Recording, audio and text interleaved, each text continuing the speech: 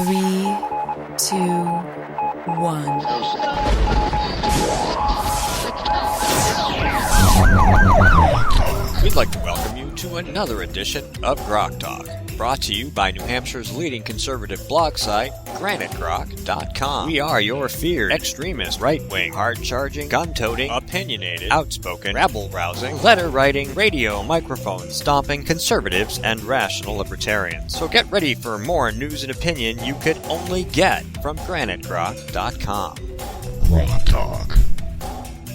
Welcome back. Grok Talk, brought to you by granitegrok.com and the Coalition of New Hampshire Taxpayers. Please like us on Facebook and follow us on Twitter. Just look for Grok Talk. We are on iTunes, TuneIn, iHeart, Stitcher, Spreaker, and YouTube and Ustream, and probably some other places we aren't quite sure about yet. But we are here. We have some good guests today. Ambassador Gregory Slayton will be joining us. We were expecting Matt Mayberry, but he has called out sick for school today, so we'll just talk about stuff related to that.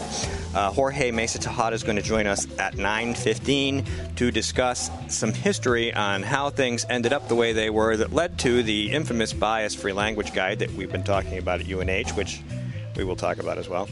And Max Abramson is going to come in at the end of the program to talk about legislative stuff.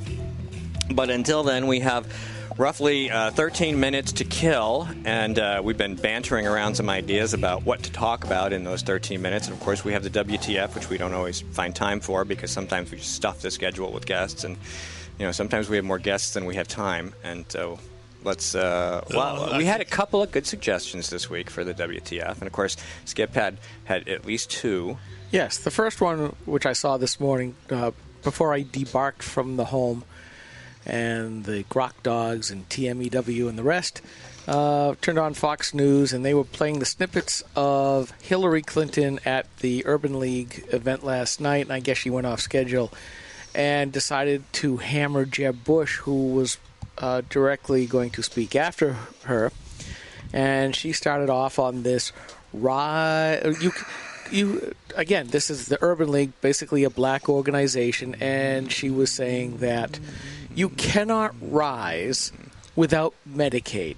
You cannot rise. Oh, I'm a little low. Here, let's square yourself up there. Yes, you cannot rise without a minimum wage. You cannot rise without the right to vote. You cannot rise this and that and this and that. Which and is I'm all going, government assistance. Yeah, it's all government assistance. And the message on the first level is you cannot succeed without government. Now, isn't that the bigotry of low expectations? That you cannot succeed on your own. You can only succeed with government. And then the other, unspoken message was, you cannot succeed unless I am at the helm of that government. And the other unspoken message is that without my indulgences, right? But you have to be in my good graces to get those indulgences, which means if you don't all fall in line, I will not give you all those things I say you need because I can. Yeah, and Obama already does that.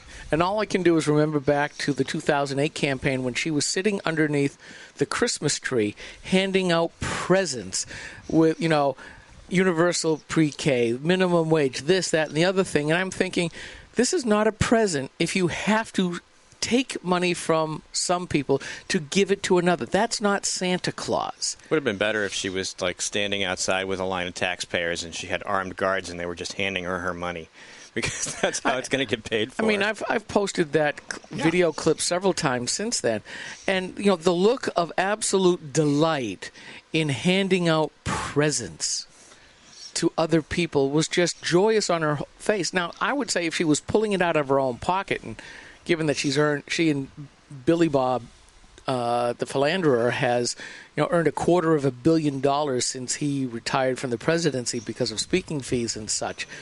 Isn't that philanthropist Skip? Wink. Not going there.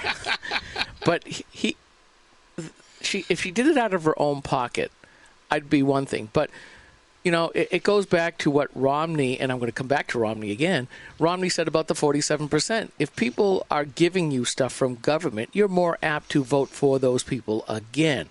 Obama phones, now Obama Net, free internet at subsidized public housing. I mean, the list just keeps going on and on and on. How much more comfortable can you make that hammock? And now this isn't even really the WTF. Yeah. The WTF is this. Yes. Just like I brought up Romney. Romney is famous in conservative circles because during the debates with Obama, he laid as limp as a lying dog. Just no get up and go, no bite whatsoever. I mean, he could have fought Obama, and he laid down. He took a dive. What did Jeb Bush do?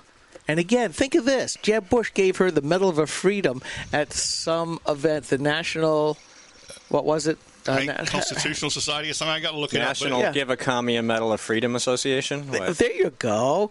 So what did Jeb Bush do? Did he stand up and defend his PAC, Rise America, or something to that sort?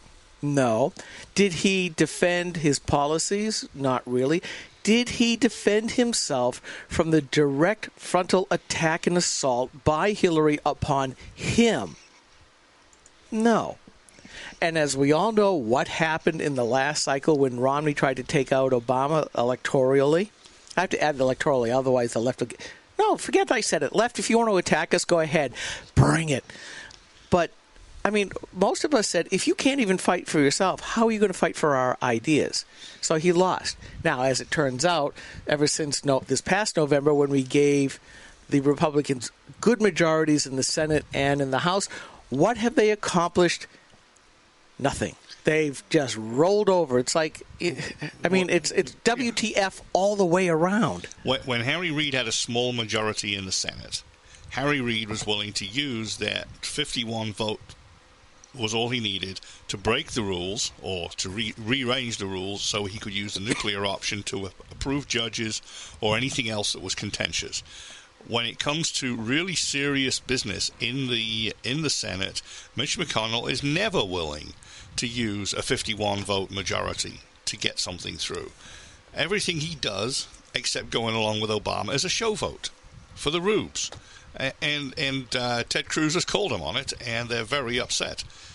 Yeah, and I think this vote coming up on defunding Planned Parenthood is going to be the same way. It's a standalone bill, and normally I go, standalone bills, I like this idea, instead of these enormous omnibus stuff. But we all know what's going to happen. There's not enough votes.